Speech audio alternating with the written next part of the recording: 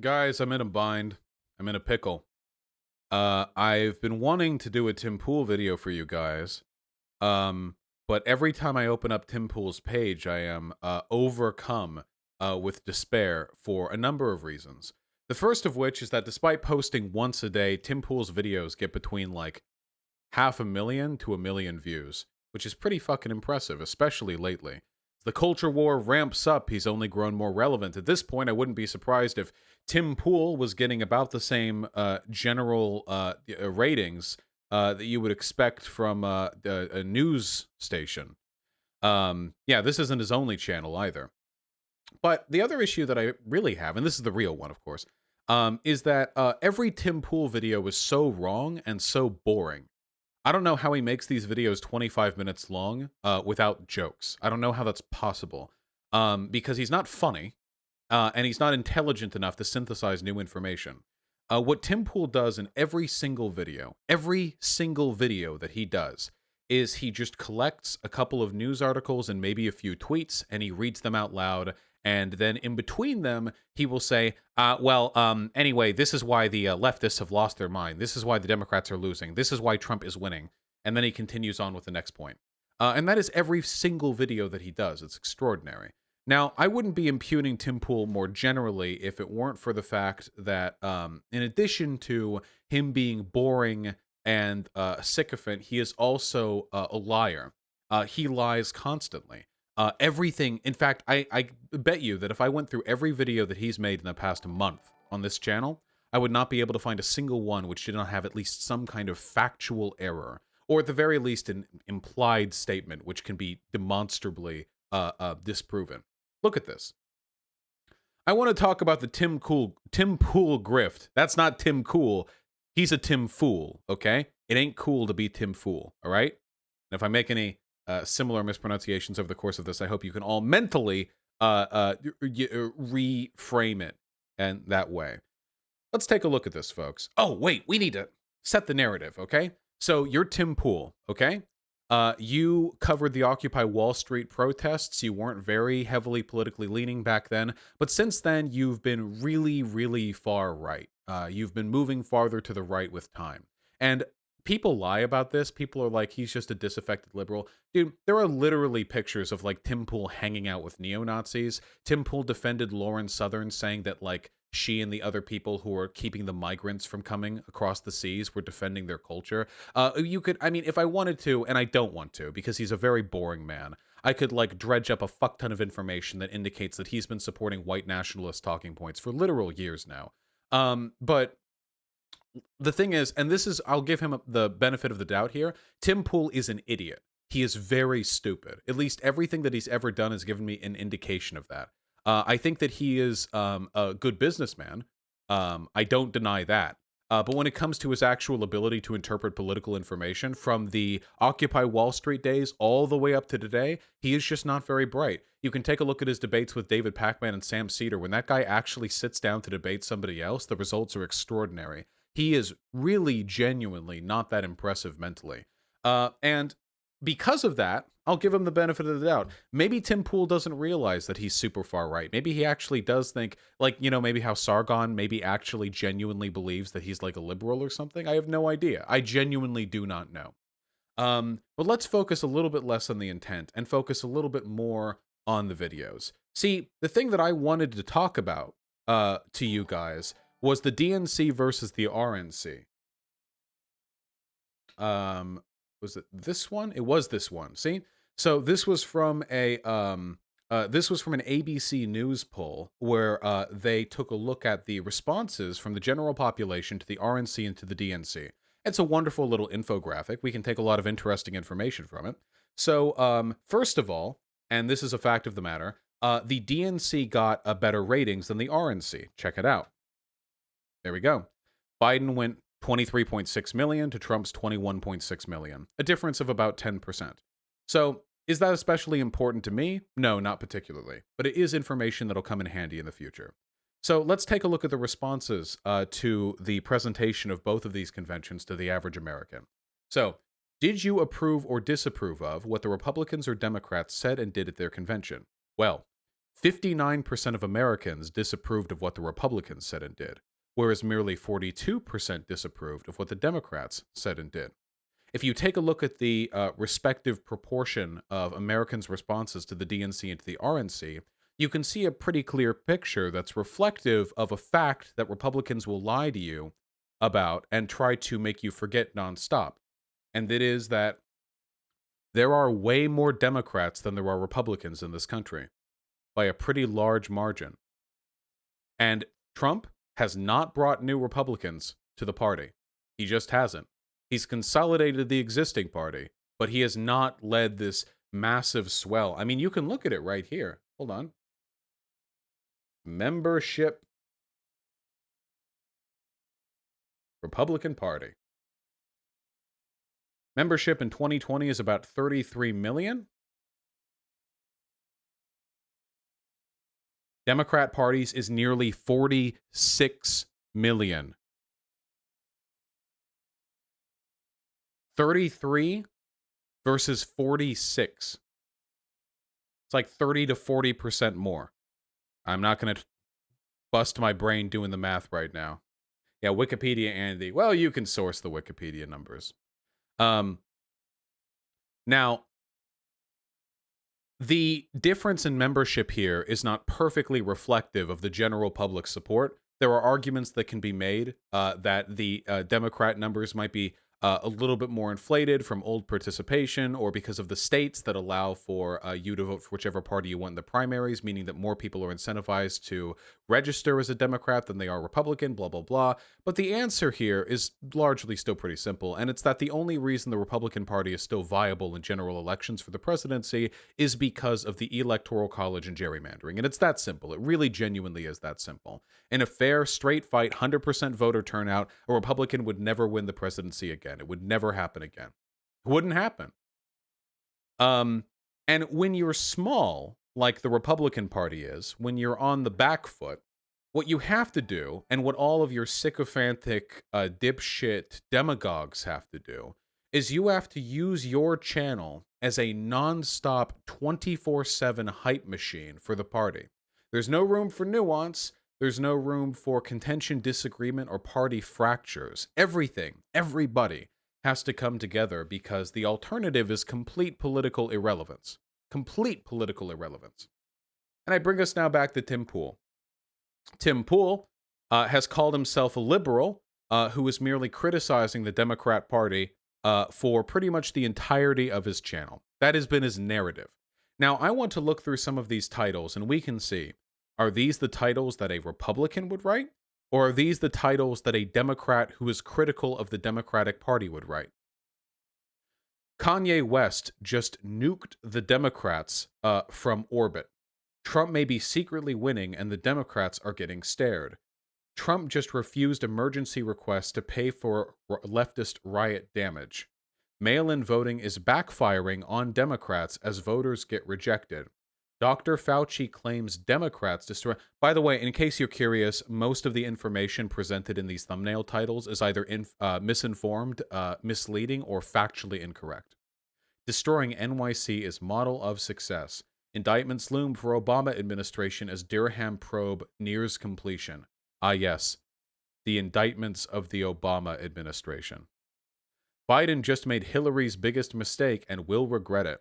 Trump and Barr go nuclear on China, and China is pissed. Kanye West drops presidential bid. Okay, well, that's fairly, Here's AOC.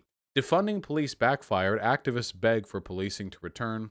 Police beg for help as Democrats support the violent riots. This is the second civil war people were warning about. Democrat hit with voter... blah, blah, blah, blah, blah, blah. It's not criticizing the Democratic Party. It's just a Republican Party talking point. Interspersed, by the way, with very far-right talking points. Everything Tim Pool says, it's never just him reiterating Republican talking points. He will always throw in there these very weird Civil War bait talking points. He loves doing that, too. He talks about it all the time. Remember when he talked about how there's going to be a civil war because the United States military has an Office of Diversity and Inclusion? I talked with a soldier sometime after that video was done, by the way. The Office of Diversity and Inclusion is literally just making sure that people aren't being fucking racist to their enlisted soldiers. That's it. That's the job. And Tim Pool said that would be the beginning of a civil war. He got really mad. He was frothing at the mouth, spittle flying as he talked about how the culture war was going to destroy all white men and how the civil war was looming. And this is crazy. And I can't believe even the military has fallen to this far left communist bullshit. Dude's crazy. I mean, dude is really genuinely crazy.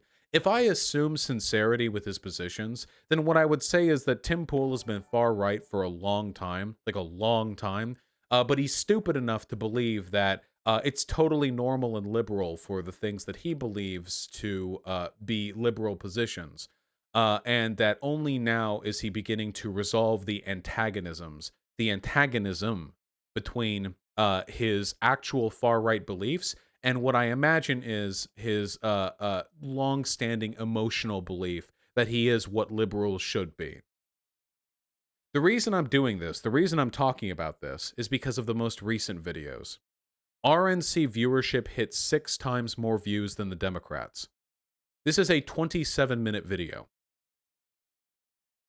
The DNC got higher ratings than the RNC. Now, I haven't watched this video. It says right here I've watched the very beginning of it. Let's see how far we can stomach it. Off the bat, it was infinitely better than the DNC, at least in terms of production quality. It actually felt kind of normal. And the Republicans did have some cringy moments, but the Democrats had way more cringy moments. And for the most part, we saw Republicans get up, speak in an open room, and present their ideas to the public. But the big news right now that the right is cheering about, first night of GOP convention delivers nearly 6 times more views than start of Democrats event on C-SPAN live stream. That's right. The RNC pulled in 6 times the viewers on C-SPAN. But this isn't the full picture. That is completely right. Last night was It is not the full picture. Now that I have watched 15 seconds of this video, I have now learned how what he's saying is dishonest. The article says C-SPAN live stream. The title of the video and the thumbnail title say 6 times more views. C-SPAN is one of many places that you could have watched either the DNC or the RNC. So for you to make a video where you advertise the fact that one of the many channels ended up getting more views for the RNC than the DNC, and then made that as though the entire RNC got 6 times as many views, would be a little bit fucking dishonest, wouldn't it, Tim Pool? Just a little bit, just a smidgen fucking dishonest? I'm serious. If I took the time, any one of these videos just has lies. There's just something in it that's factually wrong. Look at this. And in case you were wondering, by the way, in case you were wondering whether that was just, oh, he got excited about day 1 of the RNC C-SPAN poll, final RNC ratings crushed DNC as Trump's black support skyrockets. Final RNC ratings crushed DNC. How? This was done 1 day ago. This was done a single day ago. How? President Trump's Thursday. How? Thursday night convention speech making the case for his reelection was lower rated than his challenger Joe Biden's speech 1 week ago. He's reading an article where the first sentence is that President Trump's reelection, the RNC speech, was rated lower than Joe Biden's speech. According to the next sentence is that fewer people watched Trump's RNC address than Biden's DNC address. Overnight Nielsen ratings. He says the gap between Biden and Trump was wider earlier in the day when fewer networks were counted. He raised the subject as recently as Friday morning when he tweeted, "Great ratings and reviews even when you consider online." I don't know why that is. Perhaps people are tired, and perhaps we're all in a bubble, and most people are saying, leave us alone. But it doesn't tell us who's going to win. We won't know for sure until we hop over and take a look at the after convention polls. A new poll from the Morning Consult polls shows Donald Trump pulls closer to Biden after the RNC, nearly having a 10-point deficit to 6 points. We can talk about ratings all day and night, but what we're not getting out of those numbers is the satisfaction level of the viewers. Perhaps more people really did watch the DNC and they hated it. And that's why Trump And that right there is how he is justifying to himself that Republican ratings crushed Democrats in ratings, because he saw one poll that showed a 2-point difference between the post and pre voter acceptance between Trump and Biden. And he says, well, actually, people were watching the DNC to cringe at it. So actually, the RNC crushed Democrats in ratings. Tim Pool's entire channel is copium. It's insane. It's like he should market this as a fucking on his merch store, you know? Sell those tanks of copium for like $200 each. He could make well, he's already a millionaire, so. This is every fucking video of his. And you don't have to. I mean, you can just watch Thursday every video. He just goes over news articles. Trump also grew by 2 points from Maybe that's true. Now here's going Nate Silver I don't tweets. Know ensures his rallies will be smaller than in 2016. Would have to be dragged from the White House if he refuses to accept defeat. General Mark Milley told Congress on Friday, the military will not get in. Tim Pool's channel there is no relationship between the titles he puts in his videos and the content of those videos. He just gets 4 or 5 or 6 articles and tweets together, and he just does them in a row, and he just reads them out loud and talks about them. Now listen. I'm not saying that Tim Pool is bad because he's lazy. Okay? I do think it's bad to be lazy. That's not why I'm saying he's bad. I'm saying he's bad because he's lazy and a fucking liar. You know? Oh, and he lies about being a journalist, too. Tim, journalists go out there and they cover the news. You cover other people's coverage of the news. Okay? You're a commentator. You're not a fucking journalist, okay? It's not 2003 anymore, or 2013 anymore. You're not doing that anymore. You live stream you reading news articles out loud, often from places like Daily Mail, often from places like Breitbart. You'll notice, by the way, that with Tim Pool, his views have been skyrocketing lately.